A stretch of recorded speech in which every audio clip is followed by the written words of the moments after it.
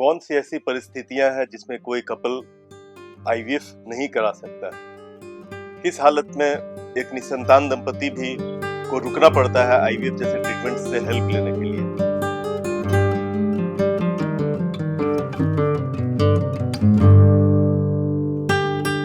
दोस्तों, मैं डॉक्टर हिमांशु रॉय सृजन फर्टिलिटी क्लिनिक पटना से हूँ और आज हम लोग डिस्कस करने जा रहे हैं कि क्या आईवीएफ सबका किया जा सकता है।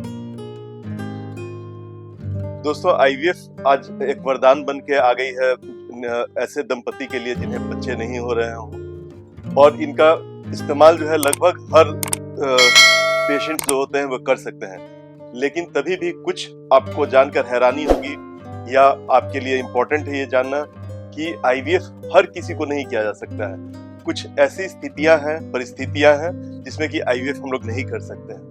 तो एक तो सबसे इम्पोर्टेंट चीज है, अब आईवीएफ जो है वो एआरटी लॉ के द्वारा रेगुलेटेड है। सरकार ने, केंद्रीय सरकार ने और फिर बाद में राज्य सरकार में भी अब एआरटी एक्ट, सरोगेसी एक्ट आ गया है 2022 के बाद से, जिसने लिमिट कर दिया है कि कौन सी स्थिति है जिसमें कि हम लोग आईवीएफ नहीं कर सकते हैं। और ये मेनली एज रिलेटेड है कि कोई भी 21 साल से कम उम्र की जो औरत हो, या 50 ईयर्स से ज्यादा उम्र की औरत हो, या 55 ईयर्स से ज्यादा उम्र का पुरुष अगर हो, तो इन लोगों को आईवीएफ या आईयूआई जैसे कोई भी ट्रीटमेंट अवेलेबल नहीं है। तो उन्हें या तो इंतजार करना होगा अपना एज आने के लिए, और एज अगर निकल गया है तो फिर वो आईवीएफ नहीं करा सकते हैं। तो ये तो एक लीगल एस्पेक्ट है आईवीएफ कराने का। पहले के टाइम में या विदेश में अभी भी 55 साल 60 साल में भी औरतें कराती हैं आईवीएफ, लेकिन ये सब होने के अलग कारण, सोशियो इकोनॉमिक रीजन से, लीगल प्रॉब्लम से हम लोग उसमें नहीं जाएंगे। अगर हम लोग बाकी स्थिति के बारे में बात करें कि और कौन सी स्थितियां हैं, तो उसमें हम लोग सबसे पहले रिप्रोडक्टिव ऑर्गन की ही अगर बात कर लें, यूट्रस और ओवरीज जिसमें है, वे अगर हेल्दी नहीं है, बहुत बड़ा ट्यूमर हो उसमें, या ओवरीज बिल्कुल एब्सेंट हो, तो या यूट्रस एब्सेंट हो, जो कि कंजेनाइटल भी जन्म से ही एब्सेंट हो सकता है, जिसको हम लोग प्राइमरी एमेनोरिया बोलते हैं, या ऑपरेशन किसी रीजन के चलते उसमें करना पड़ा हो, कैंसर हो गया हो, या कोई ऐसे लाइफ थ्रेटनिंग कंडीशन, ब्लीडिंग होने लगी हो जिसके चलते कि यूट्रस को हटाना पड़ा हो, तो अगेन इस स्थिति में हम लोग आईवीएफ नहीं कर सकते हैं। और इन स्थितियों में हम लोग को थर्ड पार्टी रिप्रोडक्शन का यूज करना पड़ता है। वो भी लिमिटेड है, उसमें भी लीगल चैलेंजेस रहते हैं कि कौन उसमें करा सकता है, कब करा सकता है और कैसे करा सकता है। इसके अलावा अगर किसी को ऐसे भी बॉडी में स्वस्थ वो नहीं है, अगर वो प्रेगनेंसी, आप जानते हैं कि किसी भी औरत, जो स्वस्थ महिला भी, यंग महिला भी रहती है, उसके लिए बॉडी पर एक बोझ बन के आता है, और नॉर्मल औरत को भी प्रेगनेंसी में काफी तकलीफ उठानी पड़ सकती है।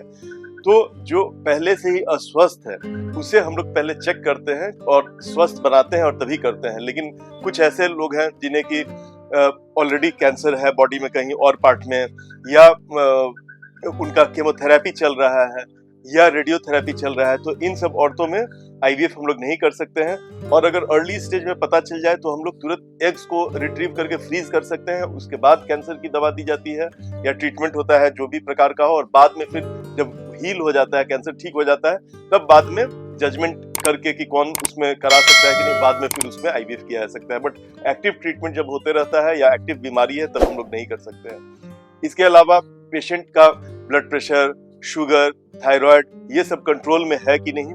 जिनका ये सब कंट्रोल में नहीं है उनको हम लोग आईवीएफ नहीं करते हैं, पहले कंट्रोल में करते हैं। लेकिन कुछ कुछ हार्ट्स के ऐसे कंडीशन होते हैं जिनके लिए प्रेगनेंसी जो होती है वो बहुत जानलेवा सिद्ध हो सकती है, तो ये कार्डियक असेसमेंट उनका होता है और हार्ट के डॉक्टर बताएंगे कि कितना डिग्री ऑफ सेफ्टी है। कभी कभी बिल्कुल ही ऐसा रहता है कि नहीं, थोड़ा सा भी अगर बॉडी पे लोड पड़ेगा तो उसकी हार्ट अटैक हो सकता है, या प्रीवियस हार्ट अटैक का उसका हिस्ट्री रहा हो, वेल्वुलर, सीवियर वेल्वुलर डिजीज है।